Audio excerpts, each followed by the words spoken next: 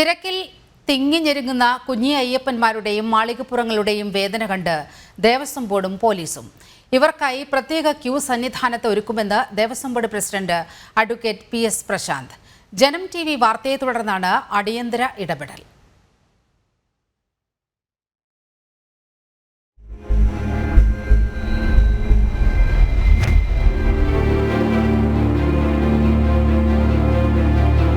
பசங்களுக்கு மட்டும் அந்த வழியில் விட்டா நல்லா இருக்கும். நம்ம கொடி சம்பத்துலேருந்து வழி விட்டா நல்லா இருக்கும். போன வாட்டி விட்டாங்க, இந்த வாட்டி விடலை. 48 நாள் விரதம் இருந்து இங்கே வந்து ரொம்ப கஷ்டப்படுறாங்க குழந்தைங்களுக்கு தண்ணி வழி வேணும். ரொம்ப காமன் பீப்புள்ஸ் லைன்ஸ்ல ரொம்ப ரஷ் பண்றாங்க. இங்க ஃபிக்ஸ் கூட வந்துச்சு, ரொம்ப கஷ்டமா இருக்கு. തളർന്ന് കൊച്ച് തളർന്നിവിടെ വീഴാൻ പോയാണ് തള്ളിയിൽ കയറിയത്.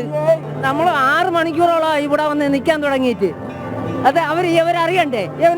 കൊഞ്ച് കുട്ടികളെ കൊണ്ടാണ് ഈ ഞെരുക്കില്. കുട്ടികളെ ബുദ്ധിമുട്ട് അവർ കണ്ടറിയാം. കാരണം ഇപ്പോൾ മേലെ ഒരു കുട്ടി പോയിന് വീട് അർജന്റ് കൊണ്ടുപോയിട്ടുണ്ട്. ഒടുവിൽ ജനം ടിവിയുടെ ഈ ദൃശ്യങ്ങൾ അധികൃതരുടെ കണ്ണു തുറപ്പിച്ചു. കുഞ്ഞയ്യപ്പന്മാരുടെയും മാളികപ്പുറങ്ങളുടെയും ബുദ്ധിമുട്ടിന് അടിയന്തര പരിഹാരവുമായി ദേവസ്വം ബോർഡും പോലീസും രംഗത്തെത്തി.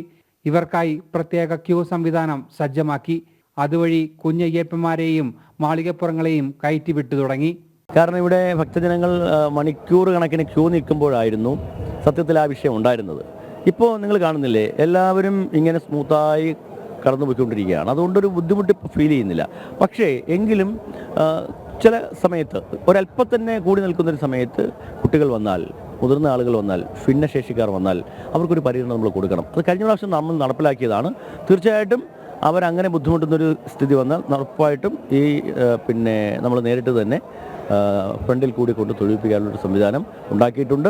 അത് ഇന്ന് മുതൽ അത് കൃത്യമായി നടപ്പിലാക്കി മുന്നോട്ട് പോകുന്നുണ്ട്. തിരക്ക് കൂടി നിൽക്കുന്ന സമയങ്ങൾ അവർ കൂടി നിൽക്കേണ്ട ഒരു അവസ്ഥ വന്നാൽ അവർക്ക് മണിക്കൂറുകളോളം അല്ലെങ്കിൽ വളരെ നേരം കാത്തു നിൽക്കേണ്ട ഒരു അവസ്ഥ ഉണ്ടാവില്ല. അവർ 18-ാം പടി കയറി വന്നാൽ ഉറപ്പായിട്ടും കൊച്ചു കുട്ടികൾക്കും അമ്മമാർക്കും ഭിന്നശേഷിക്കാർക്കും ഒരു പരിഗണന ഉണ്ടാവും. ഒരു സംശയം ആ കാര്യത്തിൽ വേണ്ട. അവർക്കാണ് പരിഗണന കൊടുക്കേണ്ടത്. ആ കാര്യത്തിൽ ഒരു തർക്കവുമില്ല. അത് എന്തായാലും നടപ്പിലാക്കും. 18-ാം പടി കയറിയെത്തി അവിടെ നിന്നും പ്രത്യേക ഗേറ്റ് വഴി സോപാനത്തേക്ക് എത്തും വഴിയാണ് പ്രത്യേക ക്യൂ. ഏറ്റവും മുന്നിൽ നിന്ന് തന്നെ അയ്യപ്പ ദർശനം സാധ്യമാകും. തിരക്ക് കൂടുന്ന സമയങ്ങളിലും ഈ സംവിധാനം കൃത്യമായി നടപ്പാക്കാൻ അധികൃതർ ശ്രദ്ധിക്കണം. ടീം ജനം സന്നിധാനം.